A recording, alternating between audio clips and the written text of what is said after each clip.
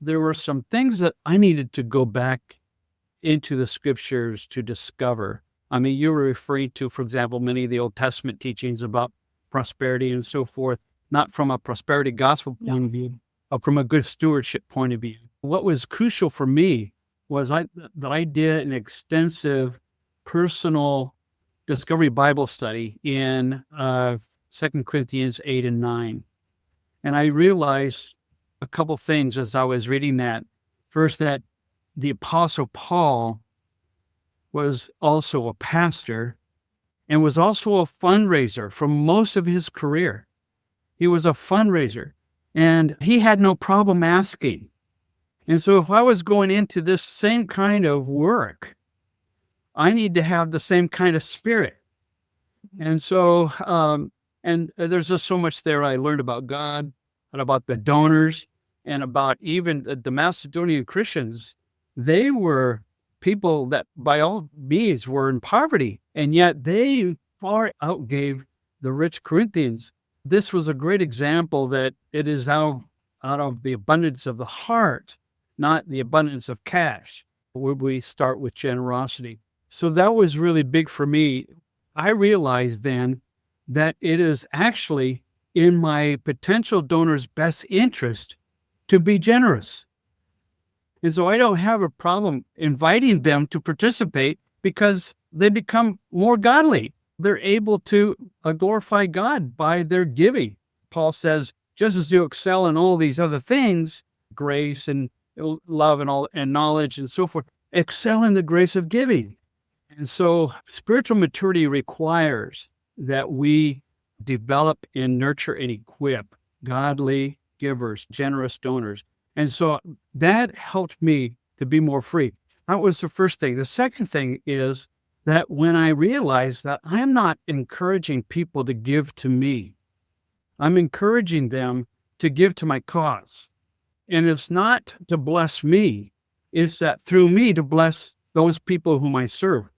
I find it easy to ask someone else to give on behalf of someone else. We all do, don't we? Exactly. Way easier. I have that conversation every single day. They're like, I could ask for anybody. I just can't ask for myself. So don't ask for yourself.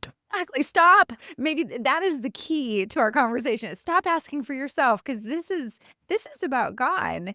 This is about God's people. And he placed a desire in your heart to fulfill something that he wants. So in actuality, you're asking everybody to support what God is doing, not what you're doing. You just happen to be the hands and feet, you know? Yes. And Mary, I think it comes down to me, the person who's going out there to invite people to participate in what God is doing, to rethink our own identity. Yeah.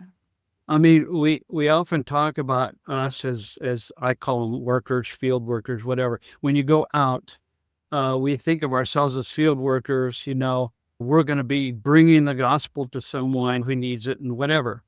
But we don't see ourselves as ambassadors of Christ, as heralds of the good news. And if we recognize that that's who we are, then why are we trying to shy away or hold back from the very thing that we're called to do and to be? Yeah. So I think it starts with understanding who you are and shifting your identity from someone who needs money to someone who is telling the good news. Yeah. I'm a donor to a lot of ministry leaders, and so as a marketplace, I run a business, I'm in the marketplace, but I see myself just as much an ambassador of Christ as I see you and I see every other ministry leader that's out there. And so I'm going to the mission field with you through my wallet. Like, I can't physically come to these remote locations and, because that's just not what God has called me to do. Yes. And so that's why I just feel like if everybody understood that you are doing exactly what you're meant to do, and those marketplace leaders are doing exactly what they're called to do, but you all need to know each other. You all need to talk. You are absolutely right. We are all called to the kingdom. Yes. And so no one is off the hook. Let's be honest. You're right. If you're not a goer, Right. then you're sender. Sender. Yes. But if I don't have that identity, then I can't help the person I'm talking to have that identity. Yeah. And it is true that there is a bit of a conversion that needs to take place, not only in my heart and in my mind and my hands, but also in the heart, hands, and a mind of the person that I'm sharing with. They need to see themselves as ambassadors as well. Exactly. And so as you implemented these new ideas from Second Corinthians and started doing this, what were the results of these conversations that you were having? Great question. 3 years ago, I was at about 70% of my survival budget. So I was already behind. Right. And then I set up a fruitfulness budget, which increased things my need even more.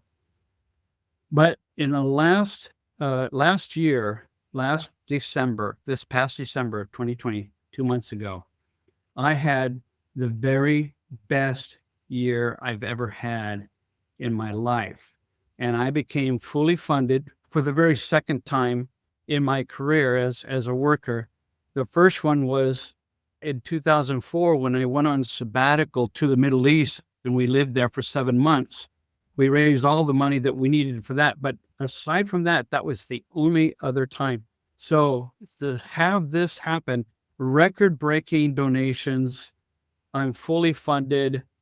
If the economy tanks, I've got some money in the account, in my ministry account, that I can use while I continue to raise more partners. And so I'm just so encouraged. There's nothing like the freedom of not worrying whether I'm going to get a full paycheck this week. And there have been many years where I didn't get that.